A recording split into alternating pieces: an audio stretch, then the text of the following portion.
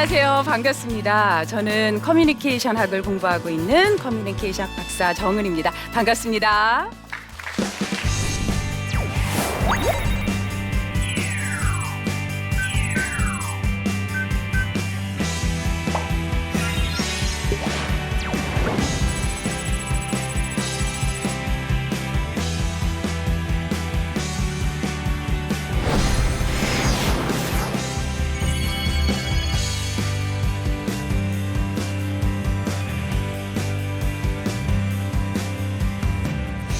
자, 오늘의 주제는 남과 여입니다. 자, 남과 여 하니까 벌써 우리 함께 하시는 분들도 할 말이 좀 많으시지요. 예, 그게 바로 남과 여가 아닐까라는 생각을 해보게 되는데요. 왠지 분명히 존재하는 것 같습니다. 남여의 차이. 그래서 남과 여는 다르다라는 얘기를 좀 해보도록 하겠습니다. 굉장히 유명한 실험이 있습니다. 여자아이 그리고 남자아이를 각각 대상으로 실험을 했어요. 엄마가 다친 거예요. 물론 다친 연기를 한 거죠. 엄마 다쳤어 이렇게 아이에게 얘기를 합니다. 그랬더니요, 여자아이는 엄마 다쳤어 그리고 울어요. 모든 여자아이가 웁니다. 굉장히 유명한 실험으로 아주 잘 알려져 있어요. 남자아이 어떻게 됐나요? 남자아이 장난감 갖고 놀다가 엄마 다쳤어, 다시 장난감을 갖고 나옵니다. 심지어 엄마 다쳤다니까 하고 웃는 남자아이도 있습니다. 자, 분명히 차이가 있습니다. 이런 실험을 통해서 사람들은 여자는 공감의 능력이 뛰어나구나, 즉 상대의 아픔 등을 내가 인식을 하는 능력이 뛰어나구나 라고 얘기를 하고요, 남자에 대해서는 이 상황을 평가하고 분석하는 능력이 뛰어나다라고 얘기를 합니다. 저는 이런 경험을 솔직히 좀 자주 해요. 얼마 전에요, 제가 스토리 마케팅이라는 주제로 특강을 간 적이 있습니다.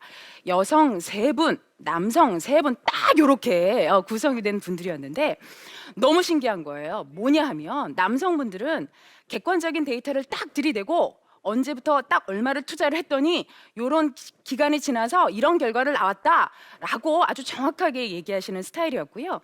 여성분들은 반면 이렇습니다. 일단 고객의 얘기 들어요. 그랬군요. 그때 손해 보셨구나. 그리고 자기의 얘기를 합니다. 그런데 고객님, 저도 이런 일이 있었고요. 어떤 고객님은 이러시더라고요. 이런 식으로 얘기를 하더라는 거죠. 분명히 여성과 남성은 차이가 있어 보입니다. 자, 그런데 이 여성과 남성의 차이에서 우리가 가장 많이 얘기하는 것이, 많은 학자들은 뇌의 차이가 아닌가라고 얘기를 합니다. 물론 여성, 남성 이 좌뇌 우뇌의 영향은 거의 비슷하다고 합니다. 자, 그런데 어떤 특정 부위들이 좀 차이가 난다고 하는데요. 일단 이런 겁니다. 펜실베니아 대학에서 여성과 남성의 뇌를 촬영을 했어요. 그랬더니 여성은요, 좌뇌와 우뇌를 연결하는 조직, 그러니까 뇌량 혹은 전교련 같은 이런 좌뇌와 우뇌를 연결하는 조직이 촘촘하고 굵었답니다. 즉 여성은 좌뇌와 우뇌를 연결하는 걸 더 잘하더라 라는 결론을 내릴 수가 있었고요. 그에 반면 남성들은 한쪽 뇌의 조직이 더 조밀했습니다. 그만큼 한쪽 뇌를 이용해서 일하는 것을 더 잘한다는 거죠. 아마 신랑의, 남편의 낚시 습관 때문에 어이구 미쳐 하시는 분들이 좀 계실 겁니다. 한번 낚시 가시면 1박 2일도 좋고 뭐 3박 4일도 좋죠. 하나에 푹 빠지면 그냥 쭉 가는 것이 바로 남성의 습성인 것이 이런 뇌의 차이를 나타내는 것이 아닌가라는 생각을 해보게 됩니다. 그에 반면에 여성들은요, 남성이 보기에 굉장히 신기한 존재입니다. 밥을 하면서 애랑 대화를 해요. 밥을 하면서 라디오를 듣습니다. 그리고 이때 초인종이 울리잖아요. 그러면 사람 맞으러 나가요. 그리고 그 길목에 뭐가 떨어져 있어 주워서 제자리에 놓기까지 해요. 와, 원더풀. 자, 남성이 보기에는 야, 이런 걸 어떻게 다 하지? 라는 생각을 하게 됩니다. 그만큼 여성은 뭔가 양쪽 뇌를 활용하는 능력이 뛰어난 것으로 판단이 됩니다. 펜실베니아 대학에서도요, 이 뇌 촬영을 하면서 신기했대요. 여성의 뇌를 딱 찍었더니 엄마 엄청 복잡하더랍니다. 남성에 비해서 복잡하더래요. 그래서 여자가 복잡한 존재구나라고 얘기를 했다고 합니다.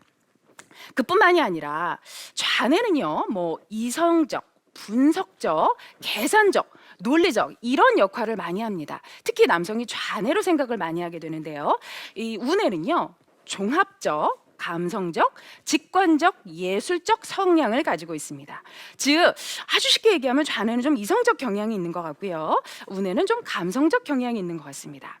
그러다 보니 대화를 할 때 좌뇌로만 이야기하는 사람들은, 그러니까 남성의 경우, 주로 남성의 경우는 왠지 좀 내용이 아주 딱딱하고 이성적입니다. 분석적이고 논리적이에요. 그냥 말을 딱딱딱딱 끊어버린 것 같아요. 여성 입장에서 굉장히 기분 나쁩니다.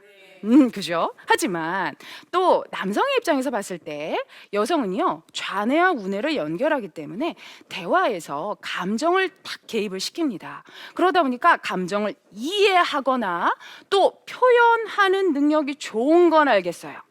그런데 거기다가 해마라는 곳까지 여성이 좀 더 크거든요.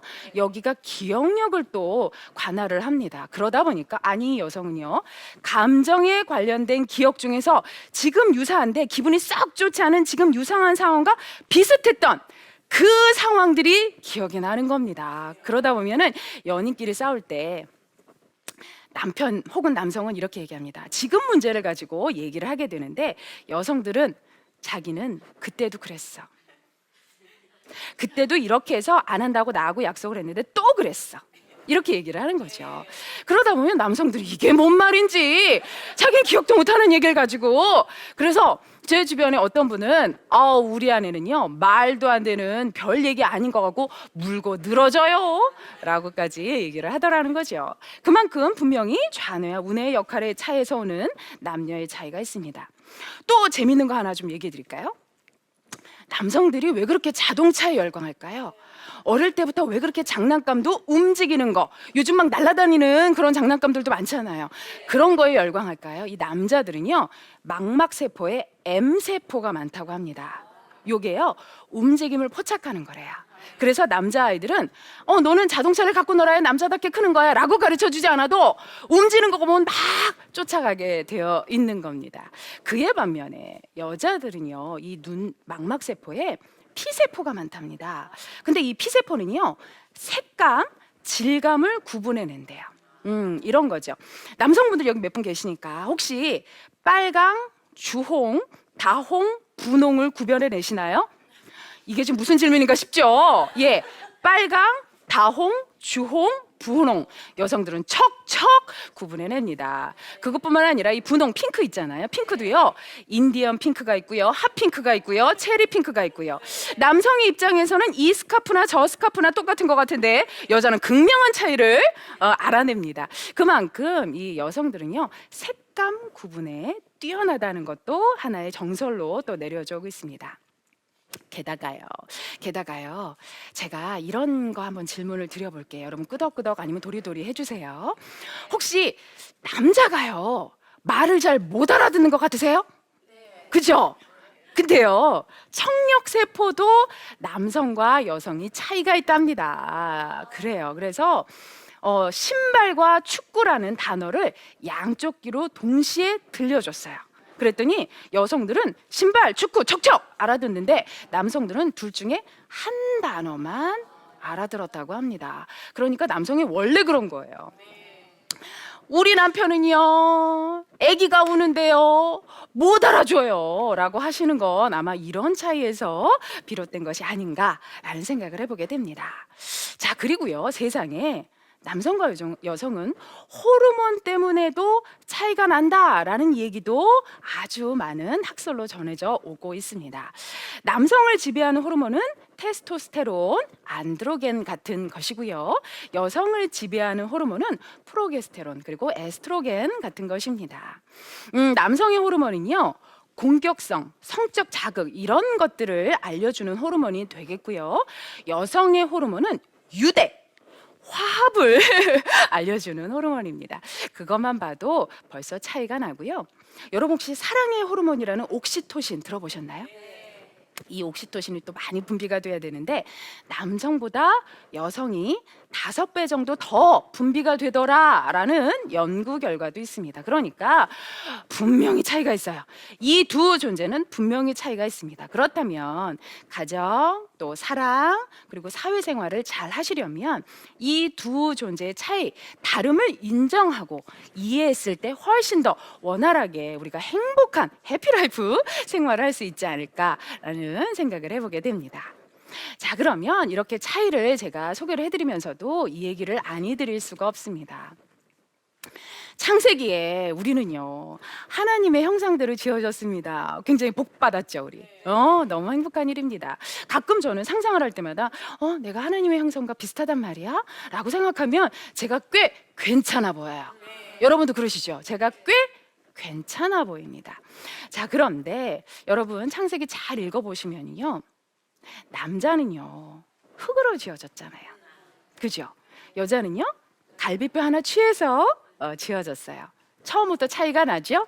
출발부터 차이가 납니다. 그러니까 아니 저 사람은 왜 내 말을 못 알아들을까? 우리 여자 직원은 왜 내 말을 척척 못 알아듣고 또 물어볼까? 이렇게 생각하지 마시고 원래 다르구나. 우리는 원초적으로 아담과 이브처럼 다르구나 라고 생각을 하시면 여러분들께서 조금 더 상대를 이해하는데 노력하시게 되고 또 마음이 좀 편해지실 거예요. 그죠? 늘 많은 분들이 이렇게 얘기를 하십니다. 나의 편으로 좀 바꿔보려고 하니까 잘 안 돼. 정말 안 됩니다. 그냥 포기를 하고 서로의 차이를 인정하면서 생활하시는 것이 어떤가라는 생각을 해보게 됩니다.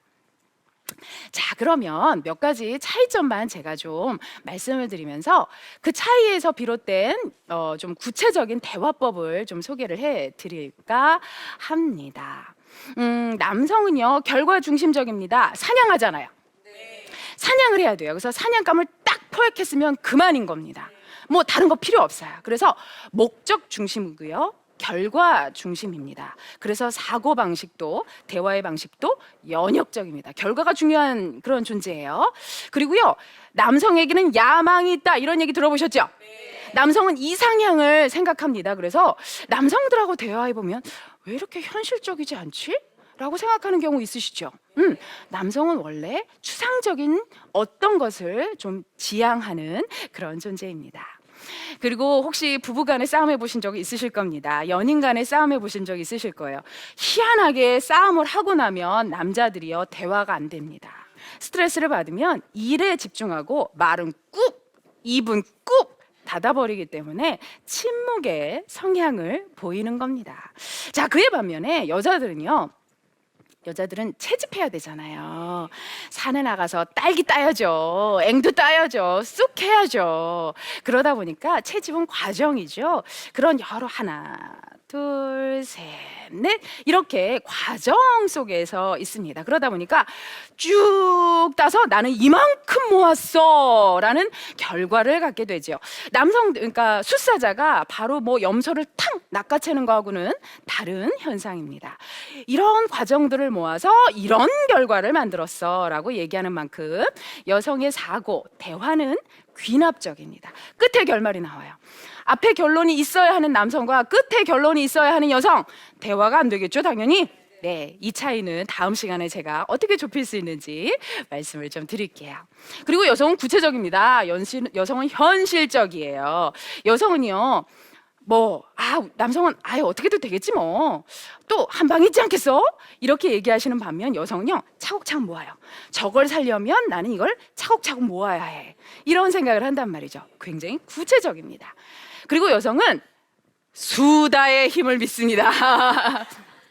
아무래도 여성 여러분들께서 지금 저렇게 은혜로운 이 교회에서도 여성분들의 대화가 끊이질 않고 있습니다. 제가 이렇게 바깥을 살짝 거닐어 보니까 여성분들께서 3, 4 모여서 그냥 표정 가까스로 재밌게 하시면서 대화하시더라고요. 여성은 수다를 합니다. 왜? 자기의 고민을 남과 나누면서 풀어야 돼요. 자기의 화나는 거 친구와 나누면서 풀어야 돼요. 자기의 속상한 거 남편하고 나눠야 돼요. 근데 남편이 안 들어주죠. 네, 그만큼 여성은 감정은 스트레스를 받으면 말로 풉니다. 아니, 스트레스를 받으면 침묵한다는 남성과 스트레스를 받으면 말로 풀어야 되는 여성, 역시 차이가 좀 있죠? 아유, 이러니까 싸울 수밖에 없죠. 그래서 차이가 있다는 거죠. 말씀을 드릴게요. 자, 그러면 제가 차이를 좀 잘 처음부터 우리가 그 다름을 인정하고 관계를 잘 시작하는 방법은 어떤 것일까라고 여러분들께 좀 얘기를 같이 한번 해보고 싶은데요. 썸을 타든 연인이 되든 부부가 되든 또 비즈니스 관계에서 동료나 상하가 되든 분명히 처음이라는 것은 있습니다. 그래서 그 관계 시작을 잘 하셔야 되는데, 혹시 여러분 사람 볼 때 뭐 어떻게 보세요? 사람 아니면 상황 어떻게 보세요? 질문이 되게 이상하죠. 난 눈으로 보는데, 그죠? 자, 우리는 특별한 경우가 아니고는 이런 분위기, 상황, 여기가 어디지? 저 사람은 남자인가 여자인가를 볼 때 시각을 사용하게 되어 있습니다. 사람에게는 많은 정보 기관이 있어요. 감각 기관이. 일단 눈이 있고요, 코 있어요, 입 있고요, 촉각 있고 귀도 있습니다. 이런 감각들을 통해서 상황을 판단하고 받아들이게 되어 있는데요. 그 중에서 가장 많이 쓰는 감각기관이 시각입니다. 시각입니다. 그래서 상대방을 평가한다거나, 지금 어떤 분이요, 맞아 맞아 끄덕끄덕 하시는 것도 제가 눈으로 보고 있잖아요. 상황을, 분위기를 감지하는 건 역시 시각입니다. 80%가 넘습니다. 83% 정도. 그렇기 때문에 어떤 분들은 첫인상 굉장히 중요해, 왜냐하면 눈으로 보는 거니까 라고 얘기하시는 분들도 많단 말이죠. 시각이 굉장히 중요하다는 것. 그러면 관계 시작에도 시각, 이런 눈으로 보는 것이 중요하다는 걸 느끼게 되실 것 같고요. 그 다음은 청각입니다. 10%가 넘어요. 11%. 저 사람 목소리가 지금 앙칼진 거 보니까 기분이 안 좋은 것 같아. 저 사람이 지금 말이 천천히 늘어지는 거 보니까 지금 졸린가 봐. 우리가 이런 판단을 하게 되죠. 청각도 11% 정보를 수용하고 판단하는 기제로 활용이 됩니다. 후각이요, 물론 시각, 청각에 비해서 합쳐서 94%인데 이 두 가지에 비해서 3%밖에 되지 않는데요. 후각도 한 몫을 합니다. 왜냐하면 후각은 장기 기억에 해당이 됩니다. 그래서 후각 때문에 벌어지는 기억, 프루스트 현상이라고 얘기를 하는데요. 이런 겁니다. 여러분 혹시 그런 경험 있으세요?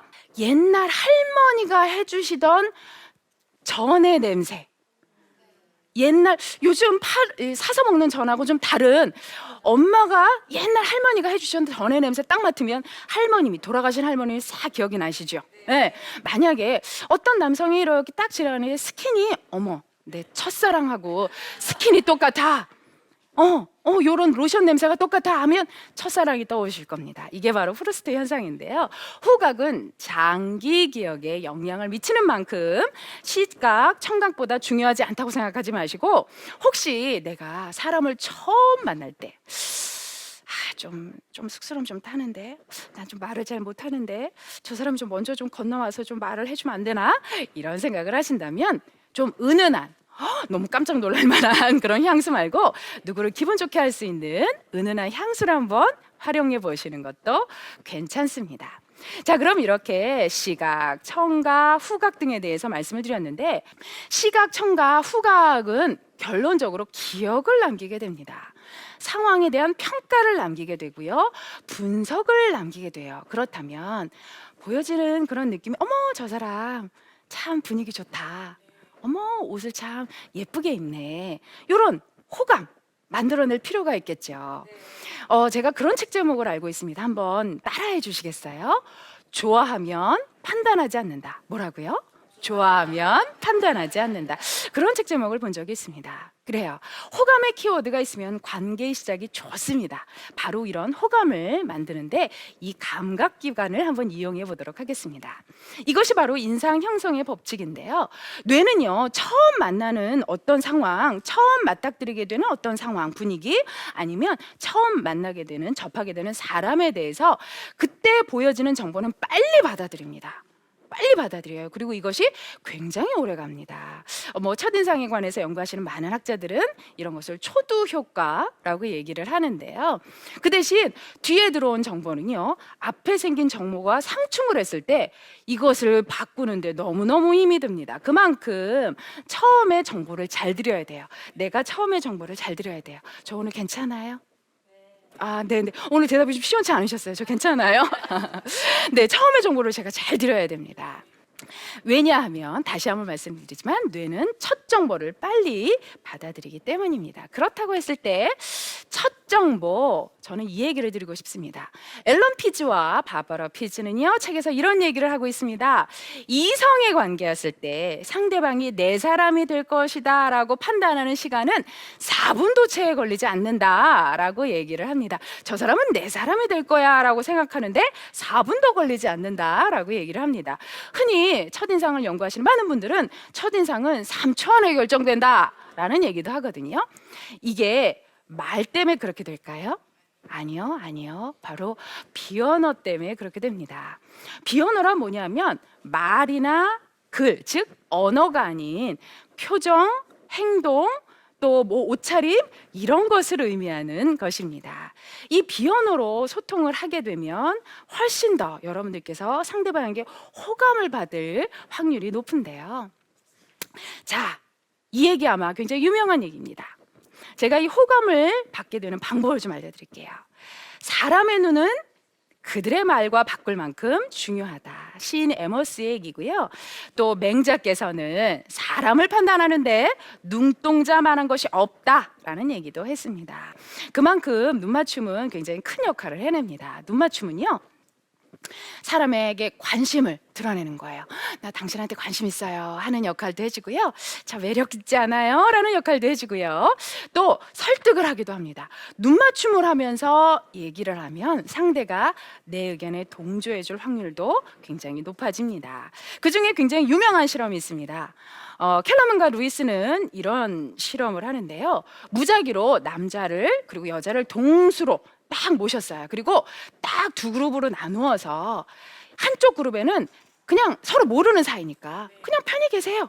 편히 계셔야 하셨어요. 그랬더니 뭐 이렇게 계신 남성분도 있고 이렇게 계신 여성분도 있고 막 이랬어요. 한쪽 그룹은요, 남녀 각각 쌍을 지어서 눈을 2분 동안 바라봐 주세요 라고 했어요. 같은 시간 동안 이렇게 실험은 진행이 됐고 굉장히 놀라운 결과가 나타납니다. 눈맞춤을 이렇게 2분 동안 한 그런 그룹은요, 서로에게 호감이 생겼어요. 어머, 저 사람 눈 예쁜 거 있죠. 저 사람 눈 맑아요 하고 얘기를 하더라는 거죠. 눈맞춤은 관계의 시작에 굉장히 중요한 역할을 합니다. 그렇다고 비즈니스 관계에서 막 이렇게 쳐다볼 수는 없고요. 아주 예의 있고 따뜻한 부드러운 눈맞춤 해주시면 좋을 것 같습니다. 자, 그리고 여러분 혹시 사람 사이의 거리에 대해서 생각해 보신 적 있으세요? 거리에 대해서는 제가 좀 중요하게 말씀을 드리고 싶습니다. 사실요, 사람 간의 거리는 제 생각이지만 저는 비언어를 연구하는 사람으로서 마음의 거리라고 생각을 합니다. 마음의 거리. 여러분 처음 남녀가 이성관계를 시작하면요, 쭈비쭈비 이렇게 멀찌감치 이러고 가요, 그죠? 근데 조금 가까워지면요, 조금 더 옆으로 가고요. 아주 가까워지면 또 옆에 찰싹 달라붙습니다. 부부를 한 10년 사시면 또 멀찌감치 네, 멀어지기도 하고요. 거리라는 건 사람의 마음 간의 거리를 나타냅니다. 자, 그렇다면 좋은 관계를 할 때는 너무 부담스럽지 않은 거리는 유지해야 되지만 살짝 몸을 앞으로 내밀어서 거리를 가깝게 하시는 건 어떨까요? 조금 더 적극성이 느껴지겠죠? 친근하게 느껴지겠죠? 가깝다라고 생각이 되시겠죠? 이런 눈의 맞춤, 또 미소, 그리고 사람 간의 거리가 나타내는 직접적인 거리, 이런 것들은 다 비언어에 활용이 되고요. 이 비언어는 언어가 가지고 있지 않은 무한한 힘으로 소통을 합니다. 여러분, 그래서 조금 더 비언어적인 소통에, 남녀 사이의 비언어적인 소통에 좀 애를 쓰신다면 힘들게 들어온 남편에게 미소 한번 지어주세요. 그리고 우리 남자친구가 오늘 화난 것 같으면 미소로 왜 그랬어? 무슨 일이야? 라고 물어봐 주시고요. 또 나의 연인이, 나의 아내가 좀 풀이 죽은 것 같으면 괜찮아 하고 등을 톡톡 두드려 주십시오. 이것이 아주 관계에 중요한 역할을 하게 되겠습니다. 자, 어느 때나 하나님을 본 사람이 없으되 만일 우리가 서로 사랑하면 하나님이 우리 안에 거하시고 그의 사랑이 우리 안에 온전히 이루느니라. 요일 4장 12절의 얘기입니다. 여러분들, 오늘 제가 남과 여는 다르다라고 말씀을 드렸어요. 다름을 인정하고 우리가 좀 적극적으로 소통을 하려고 하면 싸움은 일어나지 않겠죠? 서로의 넓은 이해가 생길 겁니다. 자, 오늘 여기까지 하겠습니다. 저는 정은이었습니다. 고맙습니다.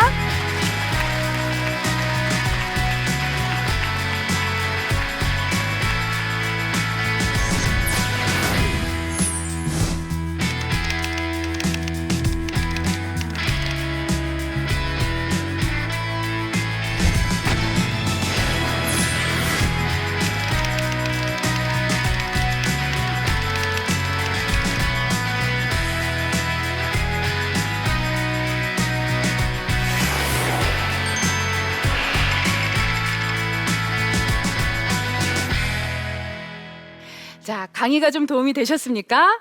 네, 고맙습니다. 그럼 혹시 질문 있으신 분 계실까요? 네. 아리따운 미소로 저를 봐주고 계세요. 네. 안녕하세요. 네, 교수님 말씀 잘 들었고요. 네. 제가 결혼한 지 14년 됐는데요. 점점 부부간의 대화가 점점 없어지고요. 소통이 원활하지 않은데 어떻게 하면 소통을 원활하게 할 수 있을지 조언 좀 해주세요. 제가 주변에 굉장히 건강한 그런 중년의 부부들을 볼 때 두 가지를 발견하게 됩니다. 취미를 같이 하시는 분들이 있어요. 물론 이 주도는 남편분들이 주로 하시더라고요.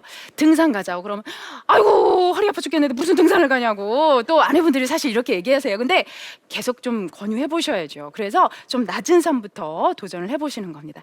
예를 들어 이렇게 부부가 취미를 같이 했을 때, 왜냐면 아이가 다 커서 이제 아이에 대한 소통이 적어지셨잖아요.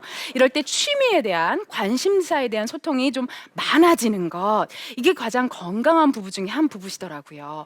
두 번째는요, 각자의 취미를 인정하면서 서로 그런 얘기를 나눠보는 것. 당신은 왜 그렇게 낚시가 좋아? 그렇구나. 언제 나도 한번 경험해봐야겠네.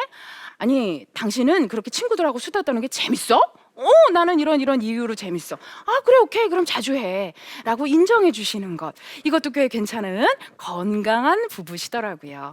여러분들, 분명히 남과 여는 이런 차이가 있습니다. 제가 학생들한테 이런 질문 해본 적이 있어요. 저는 사실 수업 시간에 이렇게 남녀에 관한 토론을 좀 가끔 시키는 편입니다. 왜냐하면 서로를 이해해야 된다는 게 제 생각이라서요. 그래서 여학생들한테 제가 물어봤어요. 아빠, 남자 형제 아니면 학교에 왔을 때 남학생들한테 제일 이해가 안 되는 게 뭐예요? 하고 딱 물어봤더니 뭐라는 줄 알아요? 짧게 말하는 거예요. 말을 길게 안 한대요. 두세 마디도 안 한대요. 그래서 제가 반대로 남학생들한테 엄마, 누나, 여동생, 학교 와서 동료들, 동기들한테 가장 특이하게 발견하는 점이 뭐야? 그랬더니요, 길게 말하는 거랍니다. 분명히 차이가 있어요, 그죠? 그러니까 이런 차이를 인정하고 서로에게 좀 다가갈 수 있는 그런 대화법을 하시면 어떨까 싶습니다. 자, 오늘 남과 여는 다르다, 참 다르다. 사실 제가 책에 지독히도 다르다 이렇게 써본 적도 있는데 참 다르다로 한번 순화를 해보고 싶습니다. 다르다는 거 여러분들께서 같이 공유해 주시면 어떨까라는 생각이 들고요. 오늘 여러분들께 좀 이 강의 도움이 되었습니까? 네, 늘 하나님의 뜻이 함께하는 강의가 되었기를 저도 기도하면서 이 시간 마무리하겠습니다. 고맙습니다.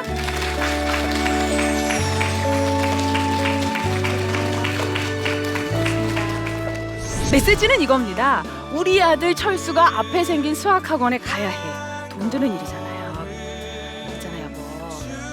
앞에 새로 생긴 수학학원이 있는데 거기 원장이 기가 막히게 잘 가르친대. 그리고 문제도 딱딱 쭉쭉 찍혀처럼 찝어준다는 거지. 보통의 경우는요, 있잖아, 0이 304호 사는 0이 있잖아. 그러면 하고 싶은 말이 뭔데? 결론이 뭐야? 그거부터 듣게 됩니다. 남성은요, 결과가 중요합니다.